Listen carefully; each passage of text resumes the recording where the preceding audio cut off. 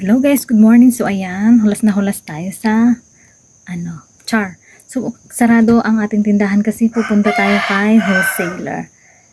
So ayun, medyo basa pa yung hair natin. Matutuyo naman siguro yan mamaya habang naglalakad tayo. So, tara na, pupunta tayo. So ayun, kararating lang natin at may nabili tayong frozen foods lahat po. So 1,450. Ito, kulang-kulang 3 kilo. Hindi ho eksaktong 3 kilo yan kasi kulang 1 kilo yung ganito. So 3 lang. Tapos 3 ding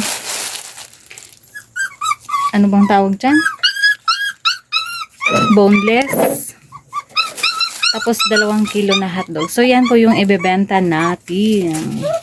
Magbebenta tayo ng mga frozen goods. So ayan po yung ating napamili na frozen. So hotdog 2 kilo. Tapos ito yung 3 plastic na bangus. Boneless bangus. So try natin at subukan natin magtinda-tinda ng mga frozen foods na kasi marami nang naghahanap dito sa amin ng mga pang-ulam kasi nga may ref na tayo. So ayun, pagpasensyahan kung maingay yung aking mga tuta.